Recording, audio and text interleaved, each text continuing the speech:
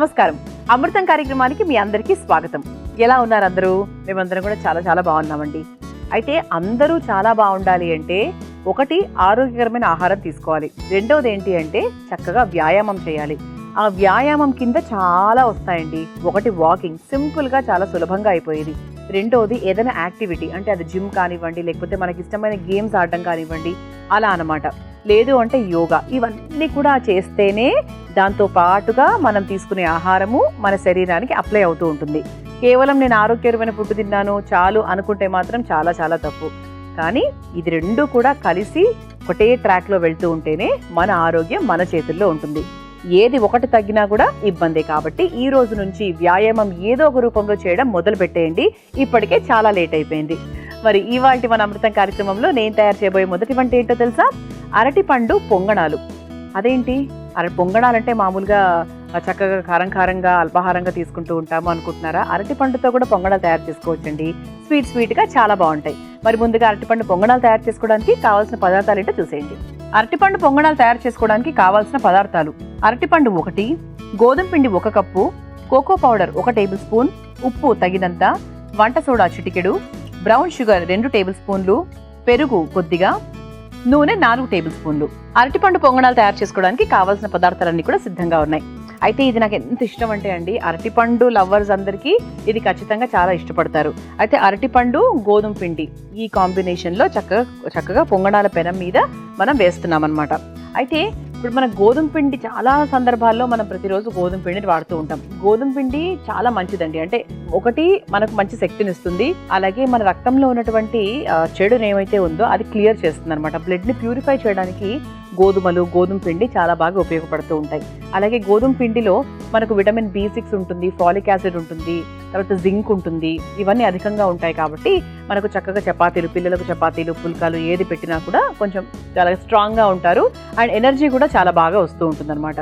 ఇక అరటిపండు గురించి చెప్పాలి అంటే, అరటిపండు అనేది అన్ని పళ్ళల్లో చాలా చక్కగా తీయగా రుచికరంగా పిల్లలందరూ ఇష్టపడేటువంటి ఒక చక్కటి ఫ్రూట్. ఇందులో పీచు పదార్థం ఎక్కువగా ఉంటుంది కాబట్టి జీర్ణాశయానికి చాలా బాగా ఉపయోగపడుతూ ఉంటుంది. అలాగే మన రక్తంలో ఉన్నటువంటి షుగర్ లెవెల్స్ ఏవైతే ఉన్నాయో అవి కంట్రోల్లో ఉంచడానికి కూడా అరటిపండు చాలా బాగా ఉపయోగపడుతుంది. అలాగే పరగడుపున మనం అరటిపండు తిన్నట్టయితే మనకు డైజెషన్ సిస్టము, అలాగే మనకు గట్ హెల్త్, ఇవన్నీ కూడా చాలా బాగా మెరుగుపడుతూ ఉంటాయి. అందరూ అనుకుంటారు అరటిపండు తింటే లావు అవుతారు అది ఇది అని. దాంట్లో ఉన్న క్యాలరీస్ మీరు మామూలుగా చాక్లెట్ ముక్క తింటే చాక్లెట్ ముక్కలోనే 3-4 గింతలు ఎక్కువగా ఉంటుంది. ఒక మామూలు అరటిపండులో మహా అంటే 60 క్యాలరీలు అలా ఉంటాయి. కానీ అది మంచి క్యాలరీలు, మంచి న్యాచురల్ షుగర్స్ ఉంటాయి అందులో. కానీ మనకు వెయిట్ తగ్గడానికి అరటిపండు చాలా బాగా హెల్ప్ చేస్తుంది. అలా అని రోజుకి 3-4 అరటిపండ్లు తినకూడదు. రోజుకు ఒక అరటిపండు తిన్నా కూడా అది మనకు బరువు తగ్గే విషయంలో చాలా బాగా సహాయం చేస్తూ ఉంటుంది. మరి అంత చక్కటి గుణాలు ఉన్నటువంటి మన అరటిపండు అలాగే గోధుమ పిండితో మనం చక్కగా పొంగణాలు తయారు చేసేసుకుందాం. అయితే ముందుగా ఒక మిక్సింగ్ బౌల్ తీసేసుకుందాము. అందరింట్లో పొంగణాల పెనం ఉంటుంది, అందులో ఇబ్బంది ఏం లేదు. కాబట్టి చక్కగా ఈసారి మీ ఇంటికి ఎవరైనా వస్తున్నప్పుడు, లేదంటే మీకే ఏదైనా బోరు కొట్టి చక్కగా ఏదైనా తినాలి అనిపించినప్పుడు ఇటువంటివి తయారు చేసుకోండి. అయితే ముందుగా మనం ఏం చేద్దామంటే అరటిపండును గుజ్జుగా చేసేసుకుందాం. ఇది ఒకసారి బ్రేక్ చేసేసుకొని చక్కగా విస్కర్ యూస్ చేసుకుని ఇలా బాగా పేస్ట్ లాగా చేసేసుకుందాం. ఒక అరటిపండు సరిపోతుందండి, ఎక్కువ అరటిపండు అవసరం లేదు. దీన్ని ముందుగా చిన్న ముక్కలు చేసేసుకుంటే సులభంగా వచ్చేస్తుంది. దీన్ని మన ఫోర్క్తో అయినా కూడా చక్కగా పేస్ట్ చేసేసుకోవచ్చు, లేదు అంటే విస్కర్ యూస్ చేసేసుకోవచ్చు.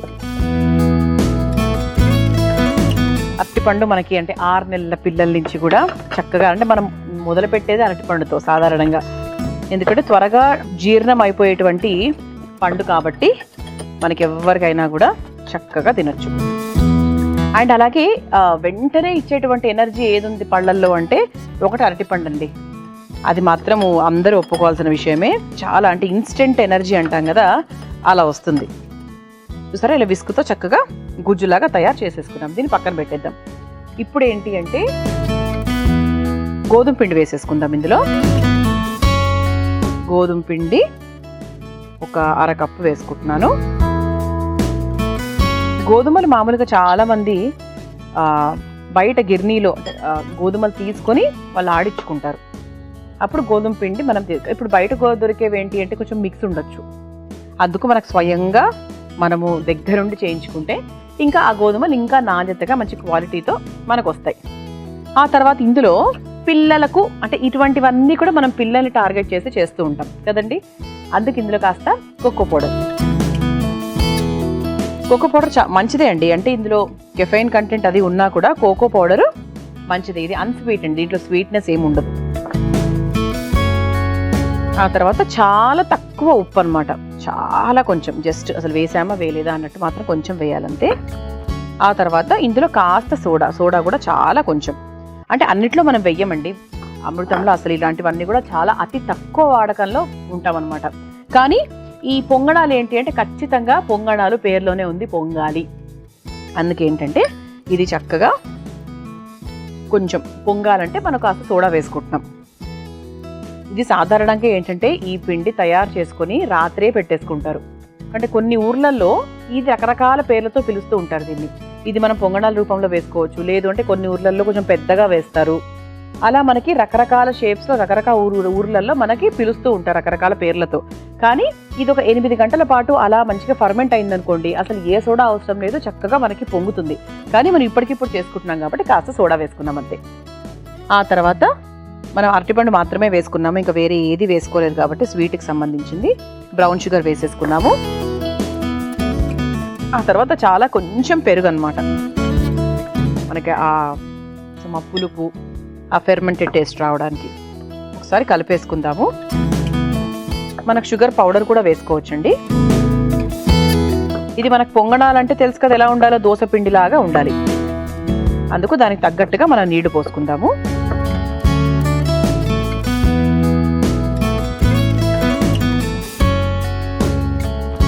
ఇలా చక్కగా చూసారా కావాల్సిన నీళ్లు పోసేసుకున్నా నేను. ఒకసారి గరిటెతో ఇలా చక్కగా కలిపేసుకుందాం. ఈలోపు పొంగణాల పెనం కూడా ఆన్ చేసేస్తానండి, ఈలోపు వేడవుతూ ఉంటుంది. ఇది ఒకసారి అంటే మన గరిట జారుడుగా ఉండాలి ఈ పొంగణాల పిండి.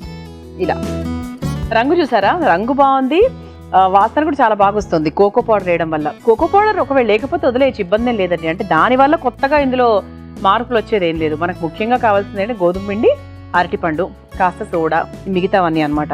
కోకో పౌడర్ కేవలం ఒక చిన్న కొత్త రుచి కోసం అంతే. రంగు కూడా కొంచెం బాగుంటుంది కదా అది. సో ఒకసారి ఇలా చక్కగా మనకి ఉండలు లేకుండా ఒకసారి కలిపేసుకోవాలి. పొంగణాలు కాబట్టి పొంగణాల పెనంలో వేస్తున్నాను. దీన్ని కొంచెం మీరు ప్యాన్ కేక్స్ లాగా అలా కూడా వేసేసుకోవచ్చు, బాగా వస్తాయి. కొంచెం ప్యాన్ కేక్ లాగా వేసుకోవడము, మనకి ప్యాన్ కేక్స్ షేప్వి మనకి ఇలాంటివి కూడా దొరుకుతూ ఉంటాయి కదా, ప్యాన్స్ కూడా దొరుకుతూ ఉంటాయి కాబట్టి ఇలా చక్కగా ప్యాన్ కేక్స్ రూపంలో ఇలా కూడా వేసేసుకోవచ్చు. అంటే మన ఇష్టం అండి. ఇది మనకు బాక్సుల్లో కూడా బాగుంటుంది, అంటే వేడివేడి కదంటే ఇంకా బాగుంటుంది. అలాగే ఈవినింగ్ టైం, సాయంత్రం పూట పిల్లలు ఏదన్నా కావాలి స్వీట్గా తినాలి అనుకొచ్చినప్పుడు ఇలా అరటిపండ్లు మన ఇంట్లో చాలా వరకు ఏమవుతాయంటే 2 రోజులు తిన్న తర్వాత 3వ రోజుకి మనకి తినబుద్ధి కాక అలా వదిలేస్తూ ఉంటాం ఇంకో 2 రోజులు. అప్పుడు అది బాగా ఓవర్గా పండిపోయి పడేస్తూ ఉంటాం, ఆఖరికి బ్లాక్గా అయిపోయాక పడేస్తూ ఉంటాం. అలా అవ్వకుండా ఇలా కొత్తగా చేసుకుంటే అందరూ తింటారు కదా, అరటిపండు వేస్ట్ అవ్వదు, ఆరోగ్యానికి ఆరోగ్యం. పెనం వేడైందండి. ఇప్పుడు మనం కాస్త నూనె వేసేసుకుందాం. ముందుగా కొంచెం మనకు అంటకుండా ఇలా కాస్త నూనె వేసేసుకున్నాము. నూనె నెయ్యి కూడా వేసేసుకోవచ్చు, ఎందుకంటే స్వీట్ కాబట్టి నెయ్యి వేసుకున్నా కూడా బాగుంటుంది. దీన్ని చక్కగా స్పూన్తో పొంగణాల పెనంలో వేసేసుకుందాం.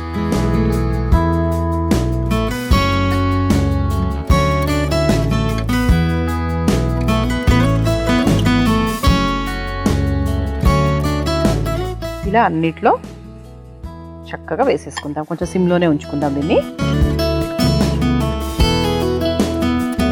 గోధుమ పిండి కాబట్టి చక్కగా కరకరలాడుతూ వస్తుంది. అవుటర్ లేయర్ ఏదైతే ఉందో అది.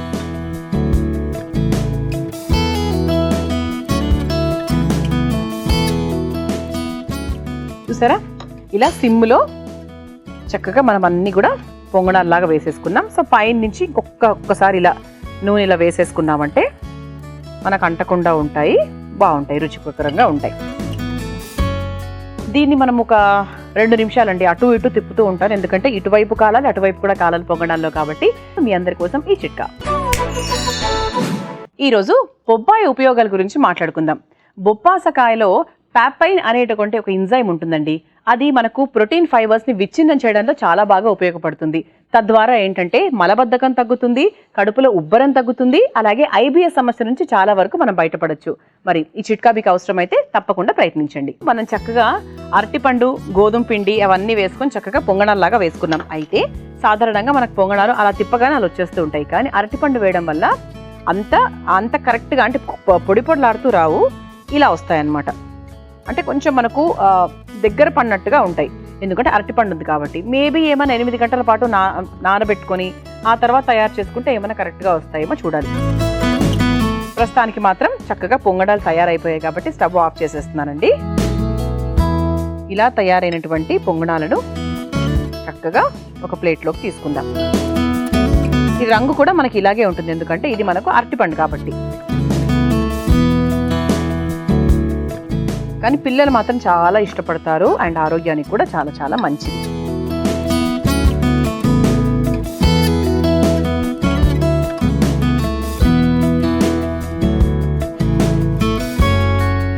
ఇలా చక్కగా మనకు అరటిపండు పొంగడాలు సిద్ధమైపోయాయి. దీన్ని మీరు తయారు చేసుకోవాలనుకుంటే కావాల్సిన పదార్థాలు, తయారు చేసుకునే విధానం మరొకసారి చూసేయండి. అరటిపండు పొంగడాలు తయారు చేసుకోవడానికి కావాల్సిన పదార్థాలు: అరటిపండు 1, గోధుమ పిండి 1 cup, cocoa powder 1 tablespoon, ఉప్పు తగినంత, వంట సోడా చిటికెడు, బ్రౌన్ షుగర్ 2 టేబుల్ స్పూన్లు, పెరుగు కొద్దిగా, నూనె 4 టేబుల్ స్పూన్లు. అరటిపండు పొంగడాలు తయారు చేసుకునే విధానం: ముందుగా ఒక మిక్సింగ్ బౌల్లో అరటిపండు వేసి బాగా గుజ్జుగా చేసుకోవాలి. తర్వాత అందులో గోధుమ పిండి, కోకో పౌడర్, కాస్త ఉప్పు, కొంచెం వంట సోడా, బ్రౌన్ షుగర్, కొంచెం పెరుగు, కొద్దిగా నీళ్లు పోసి దోస పిండిలాగా కలుపుకోవాలి. తర్వాత స్టవ్ వెలిగించి పొంగడాల బాండి పెట్టుకుని అందులో కాస్త నూనె వేసి వేడైన తర్వాత కలిపెట్టుకున్న అరటిపండు మిశ్రమాన్ని పొంగడాల్లాగా వేసుకుని పైనుంచి మరలా కాస్త నూనె వేసి 2 వైపులా కాల్చుకొని ఒక సర్వింగ్ బౌల్లోకి తీసుకుని సర్వ్ చేసుకుంటే అరటిపండు పొంగడాలు రెడీ.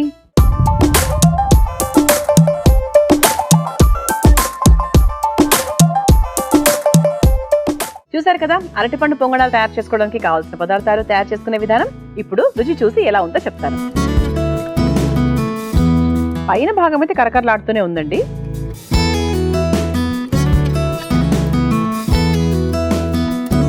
చాలా బాగుంది, తీయగా చక్కగా. అరటిపండు అని తెలుస్తోంది 100%. అరటిపండు రుచి అయితే ఎక్కడికి వెళ్ళలేదు, బాగుంది. గోధుమ పిండి వల్ల ఆ పై భాగం అంతా కూడా కరకరలాడుతూ వస్తుంది. ఈ రెండే నాకు బాగా తెలుస్తున్నాయి అనమాట. ఇందులో వేసినవి ఇంకేవి తెలియట్లేదు. నిజంగా కోకో పౌడర్ రుచి కూడా నాకు యాక్చువల్గా ఏం పెద్ద తెలియట్లేదు. మేబీ ఇంకొంచెం ఏమైనా ఎక్కువ వేయాల్సిన అవసరం ఉందేమో, అప్పుడైతే ఇంకా బాగా తెలిసేదేమో. చాలా బాగుందండి, రుచికరంగానూ ఉంది, ఆరోగ్యకరం కూడాను. తప్పకుండా ప్రయత్నించండి అరటిపండు పొంగడాలు. ఇక 2వ వంటలోకి వెళ్ళిపోదామా? సరే, నేను తయారు చేయబోయే 2వ వంట, ఇది కూడా పిల్లలకి బాగా నచ్చేటువంటి వంట, సోయా చాప్ స్టిక్స్ అనమాట. మరి ఈ వేసవి కాలంలో సాయంత్రం పూట అందరం తయారు చేసేసుకుందాము సోయా చాప్ స్టిక్స్. ముందుగా తయారు చేయడానికి కావాల్సిన పదార్థాలు ఏంటో చూసేద్దాం. సోయా చాప్ స్టిక్స్ తయారు చేసుకోవడానికి కావాల్సిన పదార్థాలు: నానబెట్టిన మీల్ మేకర్ 1 కప్పు, నానబెట్టిన సోయా గింజలు 1 కప్పు, గోధుమ పిండి 1 కప్పు, ఉప్పు తగినంత, నూనె 4 టేబుల్ స్పూన్లు. సోయా చాప్ స్టిక్స్ తయారు చేసుకోవడానికి కావాల్సిన పదార్థాలు సిద్ధంగా ఉన్నాయి. అయితే సోయా ముందుగా కొంచెం సేపు నానబెట్టుకున్నాము, చాలా త్వరగా, అంటే ఇది పీల్చేసుకుంటుంది నీరు కూడా. సోయా శాకాహారం తీసుకునే వాళ్లకు ఎంత చక్కటి ప్రోటీన్ అందించాలో అంత ఇస్తుందండి. అంటే పనీరు, సోయా ఈ రెండే ముఖ్యంగా చెప్పాలి అంటే. ఇక సోయా గురించి చెప్పాలి అంటే ఇంకా చాలా విలువలు ఉన్నాయండి. మంచి ప్రోటీన్, మంచి ఫైబర్ ఉంటుంది, ఒమేగా 3 ఫ్యాటీ యాసిడ్స్ ఉంటాయి దీంట్లో. అందుకేంటి అంటే మనకు ఒకవేళ శాకాహారం తిన్న వాళ్ళకి B12, B6 ఇవన్నీ కూడా కొంచెం తక్కువగా ఉంటాయి, ఎందుకంటే శాకాహారం మాత్రమే తింటారు కాబట్టి. అలాంటి ఆహారంలో కూడా మనం వెతుక్కోవచ్చండి, మనకు తెలియాలంతే. ఒమేగా 3 ఫ్యాటీ యాసిడ్స్ కేవలం ఫిష్లోనే ఉంటాయి అవన్నీ అనుకుంటూ ఉంటాం కాదు, వీటిలో కూడా చాలా మెండుగా ఉంటాయి. కాబట్టి చక్కగా మీరు సోయాను వారానికి ఒక 2-3 సార్లు సోయా కూరలు చేసుకోవచ్చు, అంటే గ్రేవీ కర్రీస్ చేసుకోవచ్చు, అన్నంలో తినే కర్రీస్ కూడా తయారు చేసుకోవచ్చు. అలాగే సోయాతో ఇలా చక్కగా స్నాక్స్ కూడా తయారు చేసుకోవచ్చు. మనకు మామూలుగా సోయా చంక్స్ బయట మార్కెట్లో దొరుకుతూ ఉంటాయి, సన్నగా చిన్నగా ఉంటాయి చూసారా. సో వాటిని ఒక 2 నిమిషాల పాటు నానబెట్టేసుకొని ఒకసారి కడిగేసి దాన్ని బాగా నీరంతా పిండేసి చిన్నగా పోపు వేసేసుకొని అలా ఉల్లిపాయ ముక్కలు కొత్తిమీర అన్ని వేసేసుకొని ఇలా ఈ చంక్స్ అందులో వేసేసుకొని స్నాక్స్ లాగా తినొచ్చు. ఎంత మంచి ప్రోటీన్ అంటే అంత మంచి ప్రోటీన్. అండ్ ఒంట్లో ఉండే ఫ్యాట్ తగ్గించడానికి కూడా సోయా చాలా బాగా పనిచేస్తుంది. అంటే వెయిట్ లాస్, బరువు తగ్గాలి అనుకున్న వాళ్ళు కూరలకు బదులుగా వారానికి 2-3 సార్లు సోయా తీసుకుంటూ ఉంటే ప్రోటీన్కి ప్రోటీన్ ఉంటుంది, బరువు తగ్గుతారు, ఆరోగ్యానికి కూడా చాలా మంచిది. ఓకేనా? మరి ఇటువంటి సోయాతో చక్కగా సోయా చాప్ స్టిక్స్ లాగా తయారు చేసేసుకుందాము. ఇందులో నేను సోయాతో పాటు సోయా గింజల్ని కూడా ఉపయోగిస్తున్నానండి. సోయా గింజల్ని కూడా చక్కగా నేను నానబెట్టేసుకున్నాను. ఒక 2 గంటల పాటు నానబెట్టుకున్నాను అనమాట. ఇప్పుడు ఈ రెండింటిని మనం ఏం చేద్దామంటే మిక్సీ పట్టేసుకుందాం. చక్కగా రుబ్బేసుకుంటే ఏంటి అంటే మనం సోయా చాప్ స్టిక్స్ తయారు చేసుకోవచ్చు.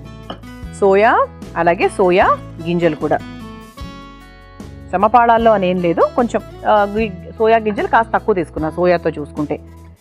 ఇప్పుడు ఈ రెండింటినీ కూడా ఎక్కువ నీళ్లు పోసుకోకుండా, ఎందుకంటే ఇక్కడ నానబెట్టాం కాబట్టి దీంట్లో నీరు శాతం ఉంటుంది, అవసరం లేదు. అవసరమైతే ఇంకొంచెం వేసుకుంటూ చేసుకోవడం. ఎందుకంటే మన చాప్ స్టిక్స్ ఎలా రావాలంటే ఇప్పుడు మనకి ఈ ఐస్ క్రీమ్ స్టిక్ ఉంది కదండి, దానికి ఇలా చక్కగా లాలీపాప్స్ లాగా పిల్లలు ఈజీగా తినడానికి, కొంచెం లుక్ కూడా చూడడానికి బాగుండడానికి మనం వాడుతున్నాం అనమాట. సో దానికి మనకు పెట్టుకోవడానికి కరెక్ట్గా ఉండాలి కాబట్టి దాని ప్రకారంగా మనము నీళ్లు పోయాలా పోయకూడదా అన్నట్టుగా చూసుకొని చేసుకోవాలి. ఇప్పుడు ఈ రెండింటిని కూడా నేను రుబ్బుకొని తీసుకొచ్చేస్తాను. ఆ తర్వాత ఏం యాడ్ చేయాలో చెప్తాను, వెళ్ళొచ్చేస్తాను. చూసారా, ఇలా చక్కగా సోయా గింజల్ని రుబ్బుకొని తీసుకొచ్చేసాను. ఎక్కడ నేను నీళ్ళు అయితే నేనేం పోయలేదండి, నార్మల్గా చేసేసాను. చూసారా, ఇట్లా ఉండలాగా వచ్చింది కరెక్ట్గా. దీంట్లో మనం కాస్త పిండి వేసుకుందాం. ఏం పిండి? గోధుమ పిండి. అంటే కొంచెం మనకు ఆ కన్సిస్టెన్సీ రావడానికి కాస్త గోధుమ పిండి వేసుకుందాం. చూద్దాం, అవసరమైతే ఇంకొంచెం వేసుకోవచ్చు. ఆ తర్వాత దీంట్లో సరిపడా ఉప్పు, ఒకసారి కలిపేసుకుందాం.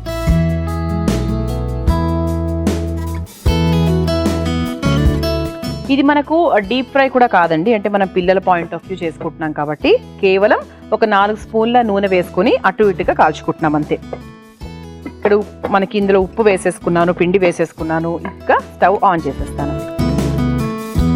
ఇలా చక్కగా ఏదైనా పెనం పెట్టేసుకొని దాంట్లో కాస్త నూనె వేసేసుకుందాం.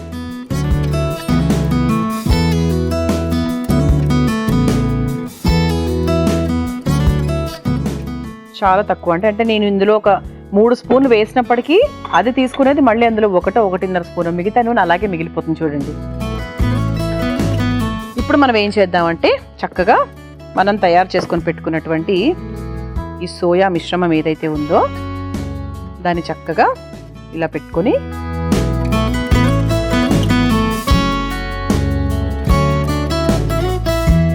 ఇలా మీరు చిన్నగా చేసుకోవచ్చు, లేకపోతే కాస్త పొడవుగా చేసుకోవచ్చు.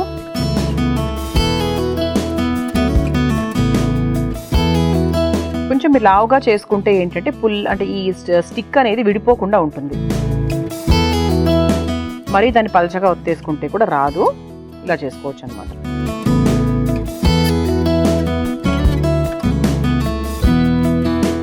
ఇలా చేసేసుకొని నూనెలో ఇలా ప్లేస్ చేసేసుకోవాలి. ఈ విధంగా నేను చాప్ స్టిక్స్ తయారు చేస్తూ ఉంటాను. అటు ఇటుగా కూడా కాలుస్తూ ఉంటాయి, ఎందుకంటే మనకు 2 వైపులా చక్కగా కలర్ మారాలి.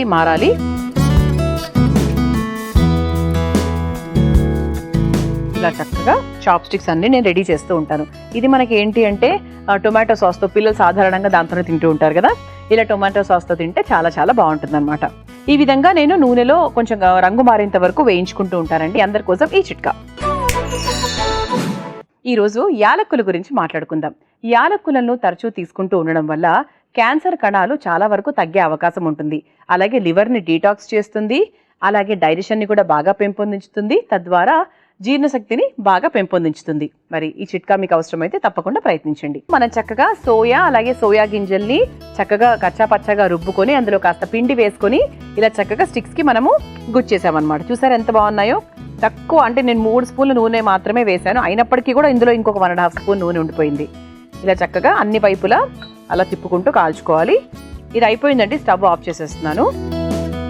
ఇప్పుడు మన ప్లేట్ కూడా రెడీగా ఉంది కాబట్టి ఇప్పుడు ఇలా తయారైనటువంటి సోయా స్టిక్స్ని సర్వింగ్ ప్లేట్లోకి వేసేసుకుందాం. చక్కగా ఇలా అందంగా పెట్టేసుకోవాలి.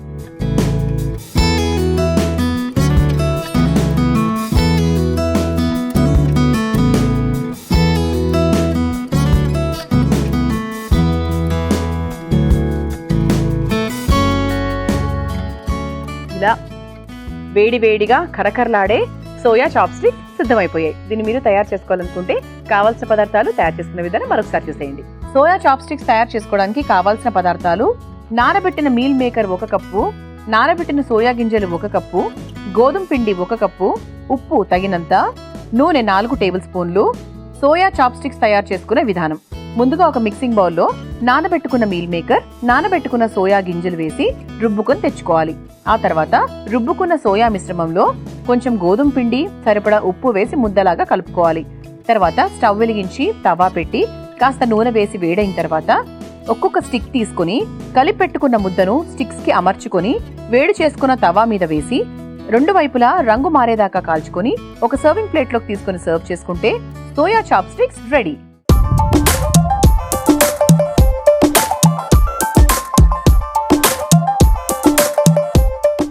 చూసారు కదా సోయా చాప్ స్టిక్స్ ఎలా తయారు చేసుకోవాలో. ఇప్పుడు రుచి చూసి ఎలా ఉందో చెప్తాను.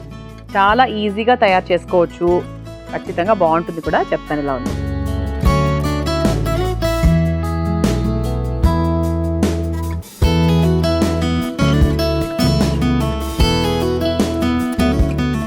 చాలా బాగుందండి. సోయా రుచి తెలుస్తోంది. అంటే కొన్నిటికి ఏంటంటే మనం ఇలా వేయించాక ఫ్రై చేసిన తర్వాత వాటి ఒరిజినల్ రుచి తెలీదు, కానీ తెలుస్తోంది. చాలా సాత్వికంగా ఉందండి. దీన్ని మనము ఒక పుదీనా చట్నీతో అయినా, టొమాటో చట్నీతో అయినా, లేదంటే టొమాటో సాస్తో అయినా అలా పిల్లలకి ఇస్తే ఏంటి అంటే చాలా బాగుంటుంది. ఇందులో కావాలంటే మీరు కాస్త కారం వేసుకోవచ్చు, మసాలా పొడి ఇలాంటివన్నీ కూడా మీరు యాడ్ ఆన్ చేసేసుకోవచ్చు. చాలా చాలా బాగుంది. చూసారు కదా, మరి వాటి అమృతంలో నేను పరిచయం చేసిన 2 వంటలు చాలా చాలా బాగున్నాయి, సాత్వికంగా ఉన్నాయి. ప్రయత్నించండి. రేపటి అమృతం కార్యక్రమంలో మరో 2 చక్కటి రెసిపీస్ తో మళ్ళీ కలుసుకుందాం. అంతవరకు సెలవు, నమస్కారం. ఈ కార్యక్రమాన్ని తిరిగి చూడాలనుకుంటే www.youtube.com/ETV Life Spiritual లో చూడవచ్చు.